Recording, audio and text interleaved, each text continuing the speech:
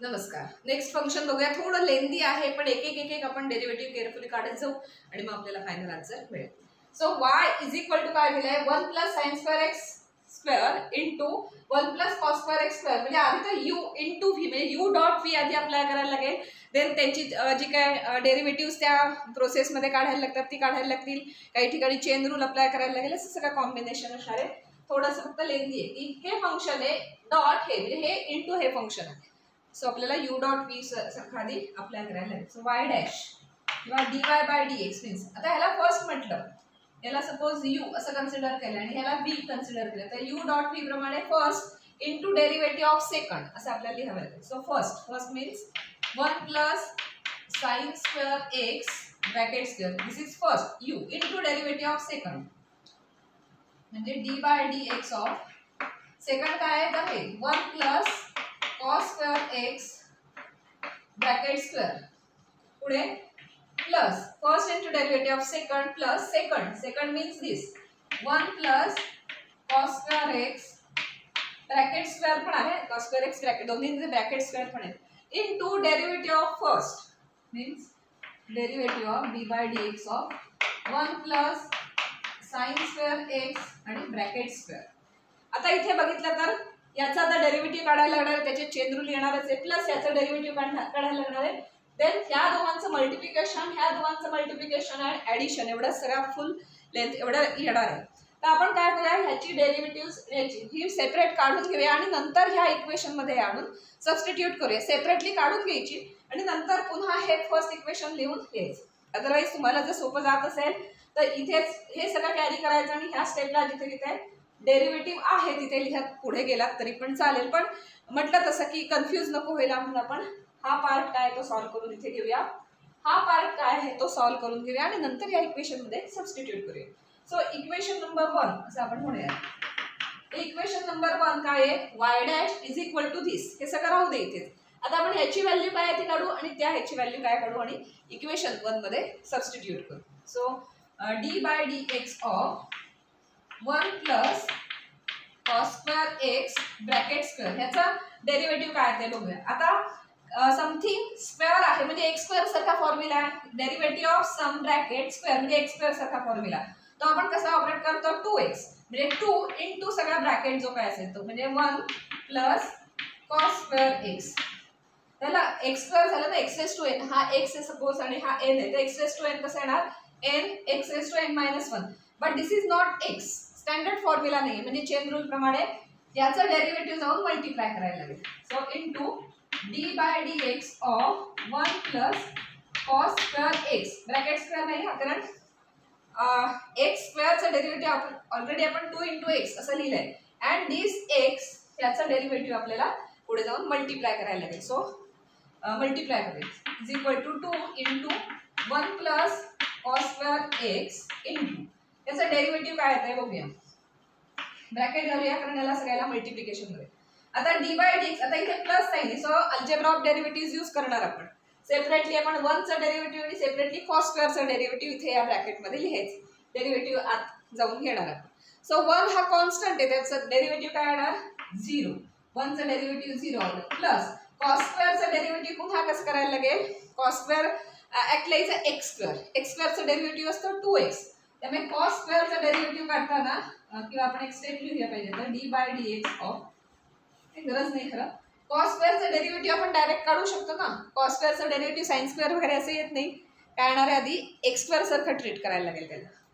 So cos square म्हणजे येणार आधी 2 cos x 2 इंटू एक्स ना एक्स स्क्वेअर कसं असतं 2 into x. So cos square 2 into cos x पण cos x हे डिफरंट फंक्शन आहे x नाही आहे साधं स्टँडर्ड त्यामुळे cos x चा डेरिव्हेटिव्ह त्याला मल्टिप्लाय करायला लागेल into derivative of cos x. इथे तो चेन रूल येणार. सो फर्स्ट याचा डेरिव्हेटिव्ह 0 आला ते लिहिलं. सेकंडचा derivative 2 cos x into derivative of cos x. आता अजून एक स्टेप करायला लागेल म्हणजे आपल्याला फायनल काय ते मिळेल 2 into 1 plus cos square x त्याला इंटू हे 0 काही गरज नाही 0 प्लस आहे 2 cos x into derivative of cos x किती असतं मायनस साइन x. त्यामुळे इथे मायनस देऊन साइन x लिहू नका नाही तर cos x minus sine x होईल. हे सगळं मल्टिप्लिकेशन मध्ये इथे मल्टिप्लिकेशनचं साइन आहे सो मायनस साइन इथे लिहा ते कॉमन जाईल cos x चा डेरिव्हेटिव्ह आला मायनस साइन एक्स, त्याचं ते साइन एक्स इथे लिहिला, मायनस साइन कॉमनली इथे लिहिलं. काय काय आलंय बघूया. 2 इंटू हा ब्रॅकेट आलाय, इंटू हे आलंय. आता काही फॉर्म्युला वगैरे अजून एक कॉम्पॅक्ट करण्यासाठी काही फॉर्म्युला यूज करता येते का बघूया. हे मायनस साइन इथे न ठेवता जर आपण इकडे नेलं तर नेऊया आपण ह्याला कॉमन, असं सगळं इकडे सुरुवातीला लिहितो ना आपण, काय साइन असेल ते मायनस लिहूया. तर 2 cos x sin x किंवा 2 sin x cos x हा कोणाचा फॉर्म्युला आहे आठवत असेल तर sin 2x चा फॉर्म्युला काय आहे, sin 2x is equal to 2 sin x cos x. ट्रिग्नोमेट्रीचे फॉर्म्युले आठवत असतील तर sin 2x चा formula 2 sin x cos x. त्यातल्या मायनस साइनचं काही नाही, मायनस साइन आपण इथे कॉमन लिहू बाहेर, म्हणजे -2 येईल, हा bracket 1 plus cos square x येईल इनटू याच्याऐवजी आपण sin 2x असं लिहू शकतो. sin 2x because 2 sin x cos x म्हणजे काय होतं sin 2x. आता हे सगळं झालं, आता कुठे डेरिव्हेटिव्ह सॉल्व करायचं राहिलेलं नाहीये याच्यात.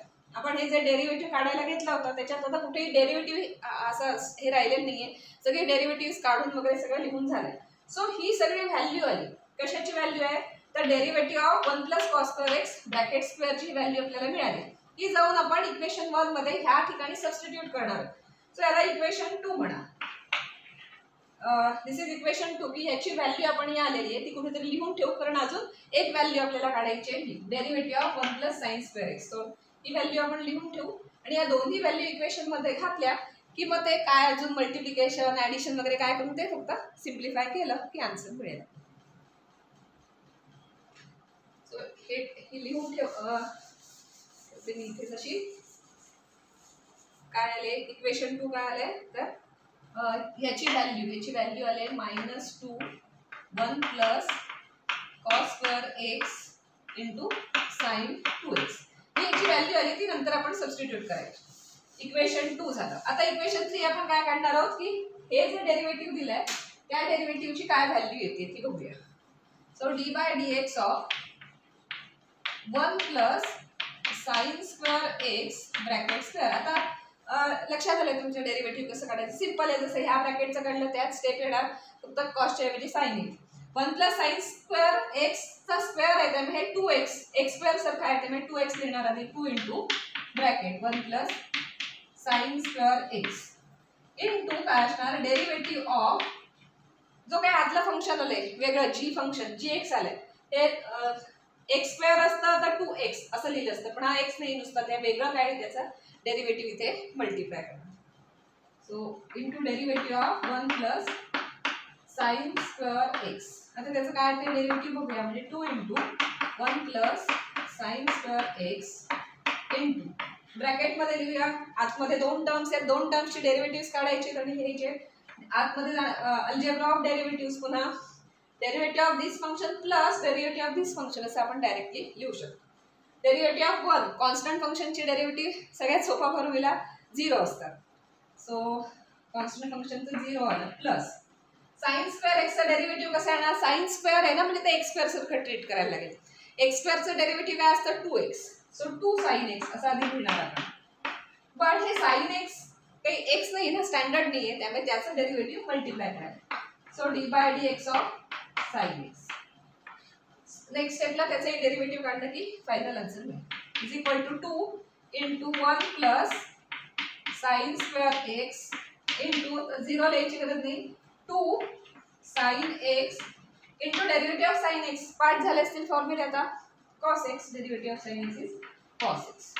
अगेन हे 2 sin x cos x जरा प्लसच आहे. 2 sin x cos x कसा फॉर्म्युला आहे, sin 2x चा फॉर्म्युला आहे. सो याच्यासाठी आपण sin 2x लिहिणार, हा 2 तसाच राहील which is equal to 2 into this bracket 1 plus sin square x into this 2 sin 2 नाही sin 2x.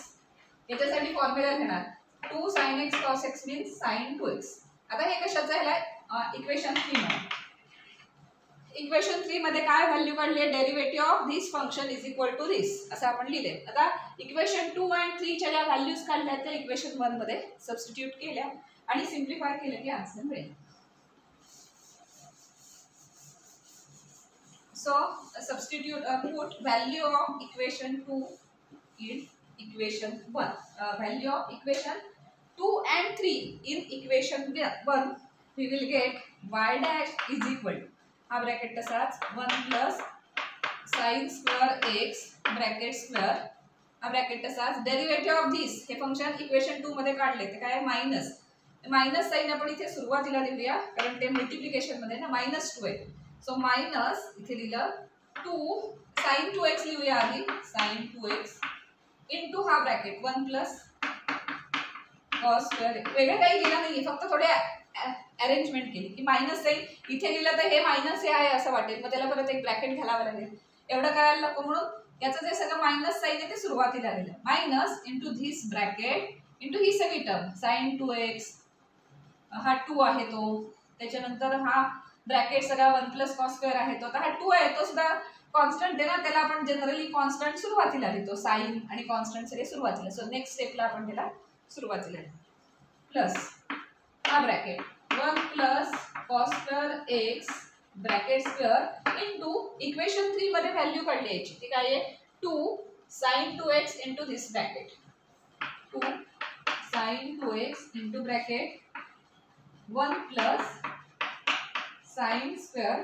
x so equation 2 आणि 3 मध्ये आपण जे जे डेरिव्हेटिव्ह आले होते त्यांची व्हॅल्यू काढून घेतली होती ती आता आपण सबस्टिट्यूट केली कुठेही आता डेरिव्हेटिव्ह असं राहिलेलं नाहीये डेरिव्हेटिव्ह काढायचं असं कुठेही राहिलेलं नाही फक्त काही कॉमन वगैरे हे फायनल आन्सर झालं असं म्हणू शकता तुम्ही y dash is equal to this पण अजून काही सिम्प्लिफाय करता येते का बघूया ते करून आपण y डॅश आहे असं लिहूया सो त्याच्यात काही कॉमन येते का 2 कॉमन दिसतोय इथे पण 2 आहे इथे sin 2x आहे इथे पण sin 2x ते ब्रॅकेट च्या बाहेर घेता येईल so y dash is equal final काय काही मायनस साइन कॉमन येणार नाही मायनस तसंच आत राहणार आहे ते कारण दोन्हीकडे नाही येते सो 2 sin 2x या दोन टर्म्स तर कॉमन आले अजून काय काय कॉमन आहे बघूया इथे 1 प्लस साइन स्क्वेअर x चा स्क्वेअर आहे आणि इथे 1 प्लस साइन स्क्वेअर x म्हणजे इथे 1 टाइम ब्रॅकेट आहे इथे 2 टाइम्स आहे मल्टिप्लाय स्क्वेअर आहे ना त्यातला एक ब्रॅकेट दोघांमधनं कॉमन येईल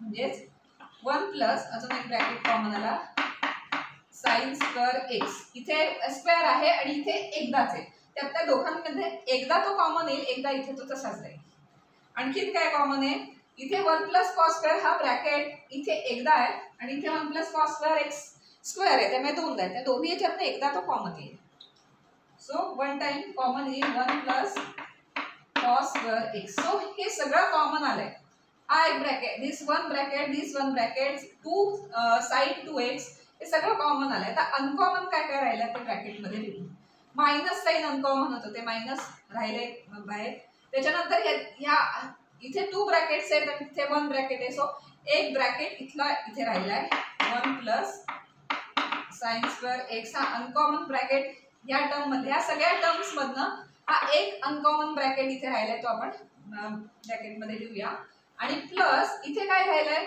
इथला एक ब्रॅकेट गेला 2 गेले sin 2x गेला आणि हा सगळं गेला याचा एक ब्रॅकेट इथे राहिला plus 1 plus cos square x हा राहिला आता हे कॉमन त्या सगळ्या कॉमन टर्म्स आहेतच अनकॉमन मध्ये काय साइन मायनस साइन आत गेलं की काय कॅन्सल वगैरे होतं वगैरे करून थोडं सिम्प्लिफाय करूया so which is equal to 2 sin 2x into 1 plus sin square x into 1 plus cos square x into uncommon मध्ये काय काय -1 minus sin square x -1 minus sin square x plus 1 plus cos square x so -1 plus 1 गेले -1 plus म्हणजे cos square x minus sin square x राहिलं ते आता राहू दे तसं सो फायनल आन्सर आलं y dash is equal to 2 sin 2x into this bracket 1 plus sin square x one time 1 plus cos square x into इथे राहिलं generally आपण plus sign असलेली टर्म आधी लिहितो आणि मायनस म्हणून cos square minus sin square cos square x minus sin square x so this is your last answer or dy by dx या y dash हेच आन्सर ह्याच स्टेजला पण आलं होतं हे आन्सर ह्या स्टेजला पण आलं होतं पण आपण शक्यतो सिम्प्लिफाय करून लिहितो काही कॉमन असेल काही वेळेला काही कॅन्सल होतं आणि कॉम्पॅक्ट होतं आन्सर त्यामुळे असंही घडू शकलं असतं म्हणून आपण जेवढं सिम्प्लिफाय करता आलं तेवढं केलं आणि हे फायनल आन्सर लिहिलं इथे आपल्याला काय करायला लागलं की y is equal to U dot B हा रूल आधी अप्लाय करावा लागला. इथेच तुम्ही स्टेप बाय स्टेप इथेच खाली डेरिव्हेटिव्ह लिहित गेला असतात तरी काही हरकत नव्हती, पण खूप लेंदी आहे, मग एखादा टर्म राहायला नको, आपली मिस व्हायला नको. देअरफॉर ह्याचं सेपरेटली डेरिव्हेटिव्ह काढून घेतलं, याचं सेपरेटली डेरिव्हेटिव्ह काढून घेतलं आणि मग सबस्टिट्यूट करून फायनल आन्सर काढलं. तर अशा पद्धतीने तुम्ही अल्जेब्रा ऑफ डेरिव्हेटिव्ह्ज आणि चेन रूल असा एकत्रित करून एक्झाम्पल्स सॉल्व्ह करू शकता. पण त्यासाठी फॉर्म्युले पाठ हवेत. त्यामुळे जे सुरुवातीला झाले d by d x of x म्हणजे एक्सचा डेरिव्हेटिव्ह पासून trigonometric, logarithmic, root x, constant ह्या सगळ्याचे डेरिव्हेटिव्हचे जे फॉर्म्युले आहेत ते चांगले तोंडपाठ करा, म्हणजे मग कधीही पटकन तुम्हाला तिथे अप्लाय करता येते. डेरिव्हेटिव्ह चॅप्टरमध्ये अजूनही खूप फॉर्म्युलेज येणार आहेत, तुम्हाला सगळे पाठ करावे लागणार आहेत, कारण एक्झाम्पल सॉल्व्ह करताना ते लागत राहणार.